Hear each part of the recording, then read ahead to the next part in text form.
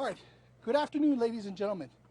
My name is Francis Bradley. I'm the Chief of Police for the Hualapai Nation Police Department.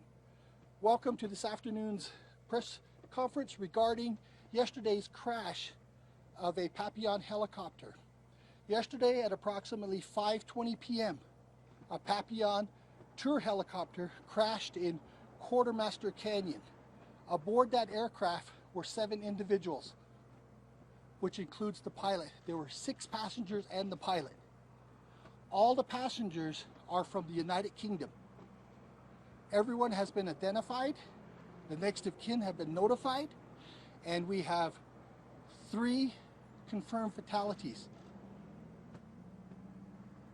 As of 2:06 this morning, our rescue efforts concluded with every one of the survivors being flown out by helicopter to the University of New Mexico, the University of UNM, University Medical Center in Las Vegas, Nevada. That's where they are currently listed in critical condition. With that, we are now through with our recovery operation of all those who lost their lives in this crash. We are currently awaiting the arrival of NTSB. The FAA is already on site and they will begin their investigation. May not be until tomorrow, depends on what the briefing this afternoon we have with them provides us. Currently, on behalf of the Hualapai tribe, the Grand Canyon West Corporation, all of the first responders to this tragedy, we all extend our condolences to all the family, friends, and relatives of this crash. It's a very tragic incident, and I would like to personally commend all the first responders who were involved in this rescue effort and recovery operation. I would like to first of all extend my appreciation to the Grand Canyon Resort Corporation EMTs and paramedics, the Hualapai Tribal Fire Department EMTs, firefighters, and paramedics, as well as the Grand Canyon West security officers and my personnel from the Hualapai Nation Police Department. Without their valiant efforts and quick response to this crash, we may have had different results. Yesterday, we were hampered by severe weather conditions. We had gusts up to 50 miles an hour. The terrain where the crash occurred in Quartermaster Canyon is extremely rugged.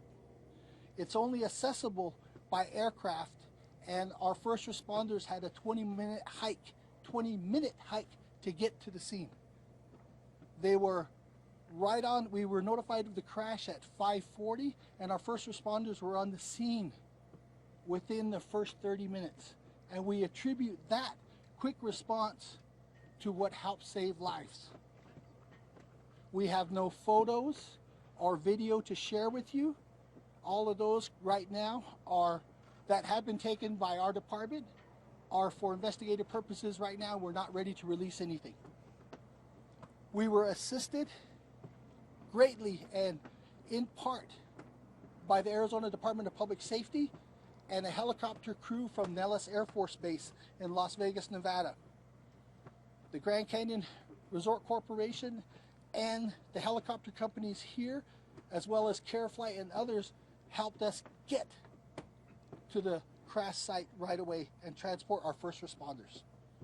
So again, within the first 30 minutes, they were on scene and doing treatment. As you know, we weren't able to extract everybody from the crash site until 2 this morning. High winds, brownout dust conditions, rugged terrain, and as you know, when you fly in treacherous conditions like this, you have to have special training and special people to handle the aircraft to get to where we need them to go. So again, my hat's off to the pilots of not only Arizona Department of Public Safety, but to the military who assisted us with our rescue efforts last night. And again, as I currently stated, we are through with our recovery operation and our investigation continues. And again, I'd like to extend my personal condolences to the family, friends, and relatives and co-workers of all of those involved. And again, on behalf of the Hualapai tribe, our chairman, Chairman Clark, Vice Chairman Watahamaji, the Tribal Council, Grand Canyon West Corporation, and all the first responders involved, our sincere condolences to all. Again, I would personally like to praise our first responders from Mojave County, Air Care, Arizona Department of Public Safety, Hualapai Nation Police Department, Hualapai Fire Department, Hualapai Emergency Services, Grand Canyon Resort Corporation Security and EMS, Mojave Search and Rescue, for all the assistance they provided to us in this incident. Thank you very much. Thank you, Chief Bradley.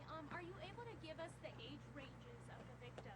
Yes, we'll have that in a prepared document by 5 o'clock this evening.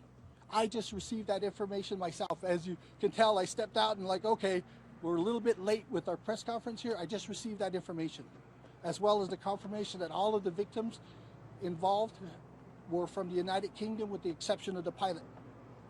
And those first responders were able to hike down. You talked about how treacherous those conditions were. It took them a half hour. Were they not able then to hike back out? No, ma'am. They were flown down and hiked up to the crash site. So they were flown in and then they had to hike to the crash site. Okay. And then talk to us about what happened during those more than 8 hours that they were down at the crash site before everyone was taken out. First of all, when you think about that in this situation and where we're at, the first responders had to stabilize all of those victims. We had one victim who received severe burns. The pilot survived this crash. He had severe injury to one of his limbs, and the other two, I can't tell you about their injuries right now, but they stabilized them and kept them stabilized for that must have been more than 8 hours that they were there. Were they just waiting for the winds to die down? Yes, ma'am. Winds to die down and the support aircraft with the properly trained personnel and equipment to extract them. And if the winds were that high, would you say that the conditions that the pilot was flying in were pretty treacherous, or is that normal? No, it's not normal. As you know, and if you've looked at the history of the current weather system that went through, we had a storm pass through. And as you see, we're just off the West Coast, so we see whatever storms come off across California and from the Northwest. So we had a storm roll through.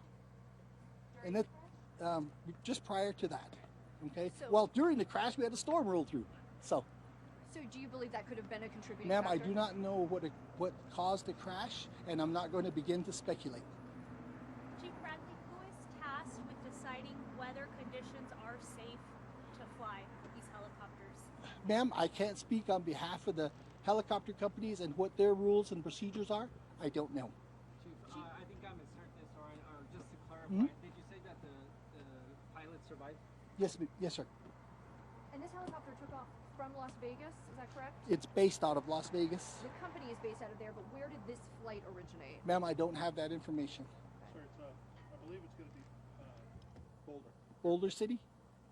Chief, earlier today you told us that all chopper flights were grounded Yes, for ma'am. the meantime. Who made that decision? It's a normal part of our operating environment when we have even a, what do you want to call it, a hard landing? Anything involving an aircraft that creates an incident, we have to immediately look at shutting down our airspace to make sure everything stays safe. Actually, it comes from Grand Canyon Resort Corporation and what they determine through their ARF and through the people who work with the helicopter companies. They make that determination. Can you talk a little bit about the survivors? Obviously, we've seen the video and the pictures from moments after the crash. How is it that these people survived such an accident? Ma'am, I have not seen the videos nor the pictures, so I can't comment on that. But you've seen accidents like this before? I've seen a lot of accidents, especially those involving car crashes and other types of traumatic injuries. And the human spirit, just the will to survive, kicks in. And as you know, it's a fight or flight syndrome that we have inherent in every one of us. And I'm sure that had a lot to do with their survival. What were the temperatures down there? That's a good question. As it stands now, We're what, about 50 something degrees right now. If you go down to where the crash site is, add about 10 degrees onto that. So I don't know what the temperatures were last night. Chief, was there any kind of a distress call made beforehand? I don't have that information, ma'am. I don't know. Are those helicopters equipped with any kind of video cameras or black boxes or anything like Yes, that? ma'am, they are. Both video and Yes, ma'am. were you able to recover those? Ma'am, I don't have that information. Investigation is still ongoing, and I'm sure we'll know more by tomorrow once we are briefed by what the NTSB and the FAA provide us. Has Papillon been cooperative in this investigation? Papillon has been more than cooperative in this entire event, and we work with them quite closely. Not only the Hualapai tribe, but the Grand Canyon Resort Corporation. They are good partners with us. Were there any sort of flight restrictions because of the severe weather yesterday? I don't have that information. I don't believe so. Chief, some of our first responders that were able to get there so quickly is thanks to Papillon helicopters using their tour helicopters to take emergency staff down. Thank you, Roger. How strong do winds have to be considered? I don't know, unsafe? sir. I don't know. I don't have that information. Since you're in front of the microphones, would you mind just elaborating on what he just mentioned about Papillon helping get Yes, as I stated earlier, Papillon are real good partners with not only the Hualapai tribe, but the Grand Canyon Resort Corporation, and they provided us with immediate air support to get our first responders down to the scene, as well as air care flight personnel that came in later on to assist with this, as well as Arizona Department of Public Safety. And was the initial plan, once they brought those first responders down there, to then be able to airlift everyone out, but then the winds picked up even more and the plans It changed? was blowing already, and when you talk about a plan, I don't know what the plan was other than let's stabilize our patients first of all, see what we've got, triage everyone, and then determine what we're going to do based on the conditions we have. For now, tours are on hold airwise, but on the ground, they're not. What is the situation right now? Right now, Grand Canyon Resort Corporation, Grand Canyon West, is open to regular ground tour operations with the exception of our flight tours. There are no flight tours going up because of the restriction on flights right now. Is the wreckage, does it all still remain there, and is that accessible at all to any hikers or No. anyone? Okay. No, it's not there? Or No, it's not accessible to any hikers, and it will remain there until we are cleared to remove the wreckage. Is the wreckage close to the bottom of the canyon? Like, is it down almost to the bottom of the canyon? I don't believe so. It is in a canyon, in the canyon. So, I know all situations are different, but do you recall the last time a helicopter went down into the canyon around it? right now, without me being able to log into my system and draw it up, I can't tell you. It's been years. Okay. Any other questions? Do you know if the helicopter was going back to Boulder or if they were still in the middle of the tour?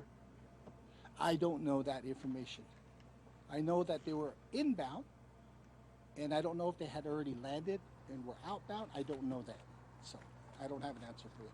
Are normal helicopter flights day flights or? Yes. Yeah, Mhm. so it's they're out of there by dark. Yes. Okay, Everything ceases when the sun goes down. gotcha. Any other questions?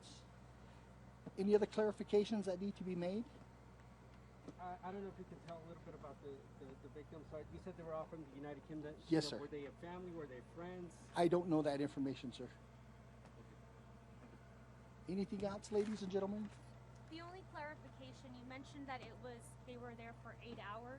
Was It 8 may hours? have been more than 8 hours. I don't have a timeline in front of me. In fact, we're going to be building all that information in the next couple of hours. But in those 8 hours, they were in the canyon and Yes. they were just working on stabilizing the victims. Yes, as well as the couple of dozen of first responders who were down there. They all endured those extreme and hostile conditions of the weather, the darkness, and the terrain. Any other questions?